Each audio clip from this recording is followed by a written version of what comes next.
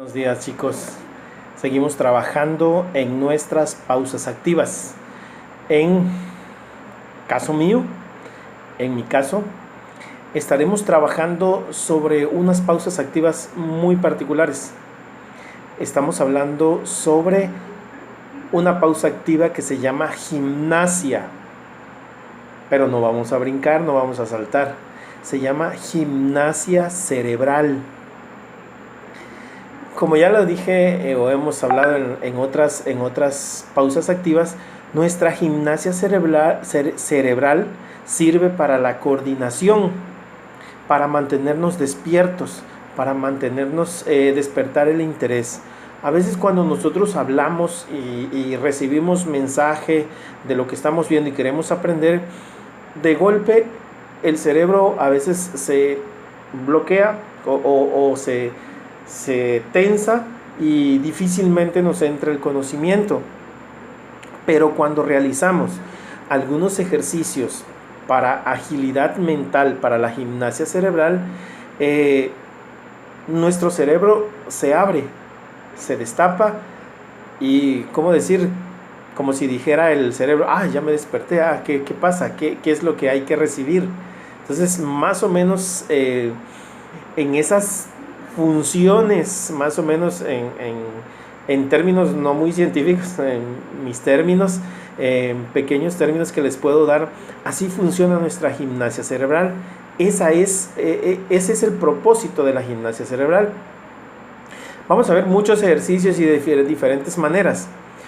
O a veces un ejercicio parecido al otro, se parece al otro, pero el truco es pequeño y es para agilizar nuestra mente, nuestro cerebro.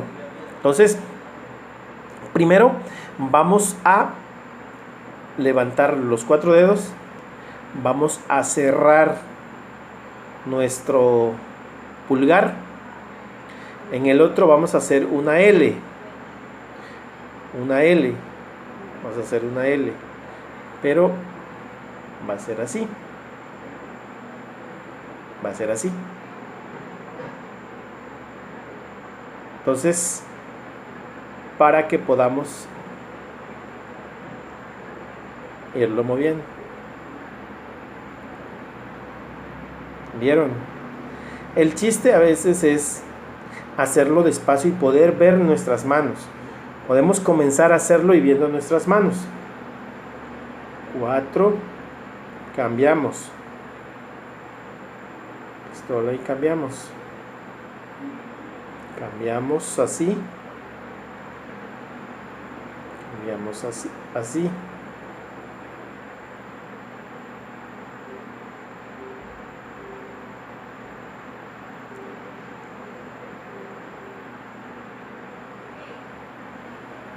Ok.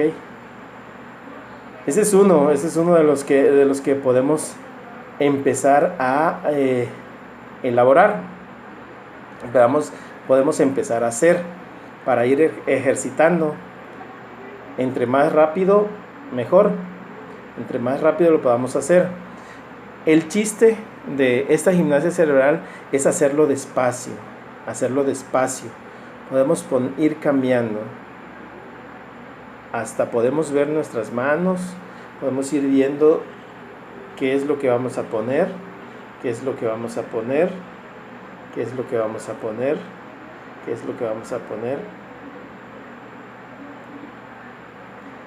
Así podemos ir moviendo nuestras manos, nuestras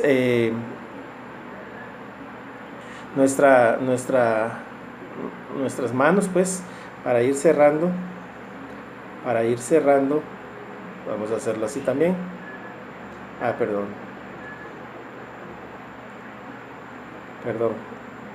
Vamos a hacer también algo semejante.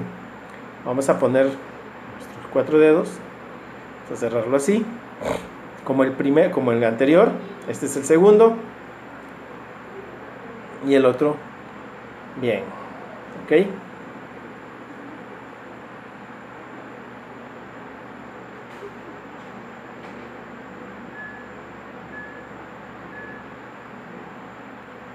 ¿Vieron? es, es un poco más complicado también el otro. Bueno, vamos a empezar, vamos a poner los 4 dedos, cerramos el meñique también, al igual que en el otro, y vamos good, bien, ok. Vamos a poner así, vamos despacio, vamos viendo. Ahí casi sale pistola como el otro. No, hombre, este es nada más así. Este es más. Ay, perdón. Pero esa es la idea de esta gimnasia cerebral. Esa es la idea de esta gimnasia cerebral. Esa es la idea de la gimnasia cerebral. Y lo más rápido que podamos. Lo más rápido que podamos. ¿Ok? Entonces, así vamos a estar trabajando nuestra gimnasia cerebral. Ya dimos dos ejercicios. Poquito, pero vamos a ir agilizando. Te recomiendo que practiques los que no te hayan salido, los que no te hayan quedado. Te recomiendo mucho practicar estos movimientos para despertar el interés de nuestro cerebro, ¿ok? Nos vemos la próxima pausa activa. Que Dios les bendiga. Buenos días, chicos, seguimos trabajando en nuestras clases de geografía. Hoy vamos a ver otro tema que hemos visto o del que les he hablado, pero de forma muy general, así muy superficial. Hemos visto algunas cosas así de manera general.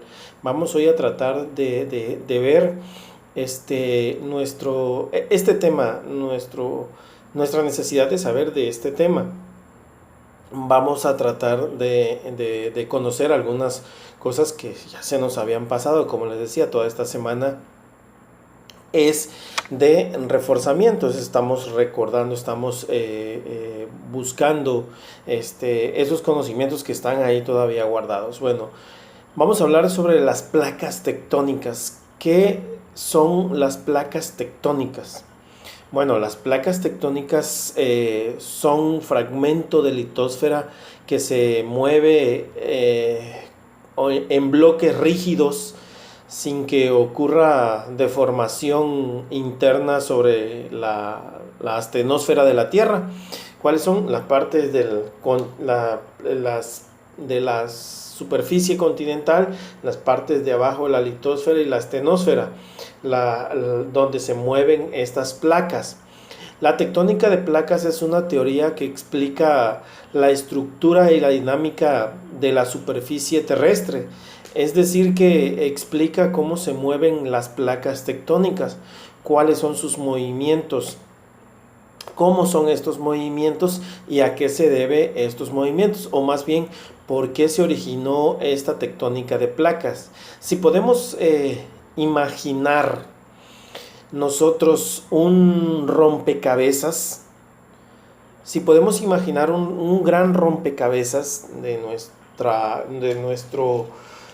plataforma continental y oceánica, un gran rompecabezas con grandes bloques que se juntan para formar nuestra plataforma continental y todo el fondo oceánico, y nuestra plataforma oceánica. Podemos entender así la tectónica de placas como un gran rompecabezas de la Tierra, como un rompecabezas de la Tierra. Esto va originando diferentes tipos de movimientos. ¿En qué consiste esta teoría de la tectónica?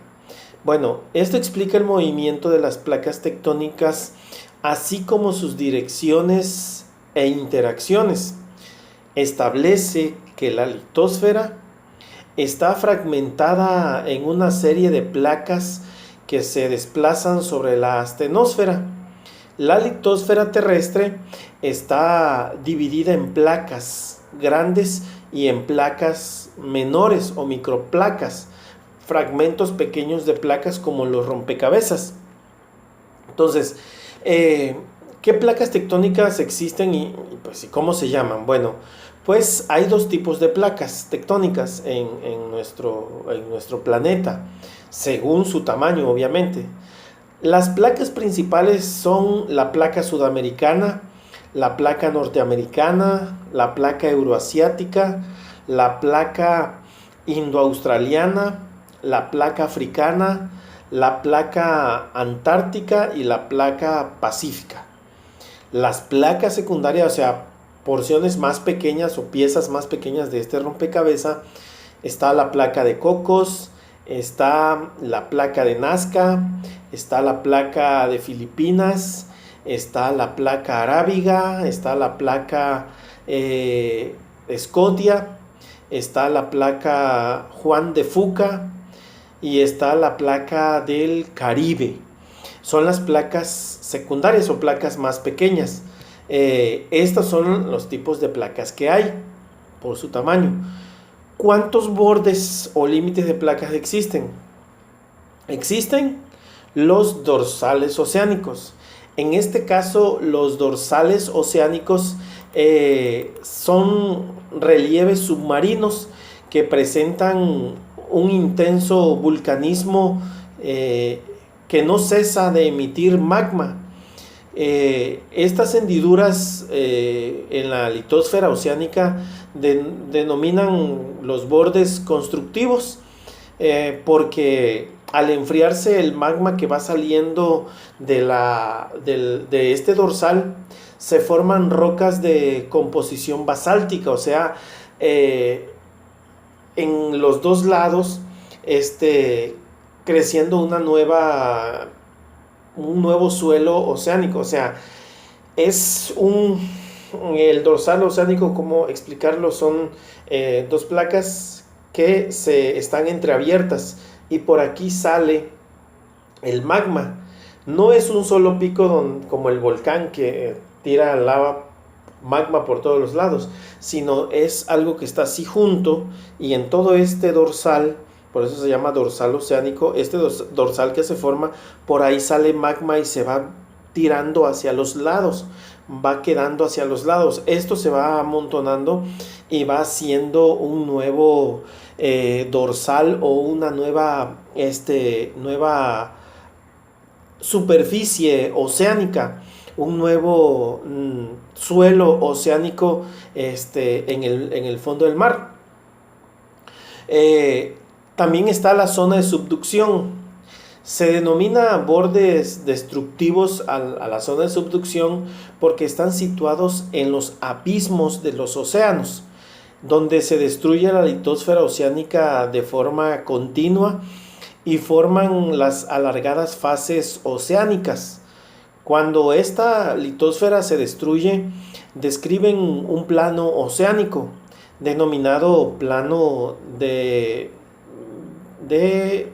Benioff, donde se genera la mayoría o la mayor parte de los focos sísmicos que cuando alcanzan cierta profundidad se funden formando magma. En este caso las zonas de subducción es donde se va hacia abajo y la otra se va hacia arriba y por ahí logra salir el magma. En algunos casos existen también sismos en estas zonas por la fricción o la fuerza que se está ejerciendo, la cual permite también la salida del magma. En algunas ocasiones o en algunos casos esto es lo que genera las islas en medio del mar, porque esto al ir saliendo el magma se va amontonando y esto va creciendo y va haciendo hasta arriba el magma, va haciendo un nuevo suelo como en el océano. En la parte de abajo esto lo va dejando hacia arriba y va saliendo a flote una nueva isla o se va formando una nueva isla. También están las fallas de transformación. ¿Qué pasa con estas? Se denominan bordes neutros porque no hay creación ni destrucción de litosfera oceánica. Son desgarres del terreno que aparecen en zonas sometidas a empujes distintos. Estas fracturas pueden encontrarse cortando transversalmente al eje de los dorsales oceánicos y en los bordes de placas litosféricas que permiten que las placas se deslicen una respecto a la otra en sentido contrario a lo que provoca terremotos, pero sin volcanes.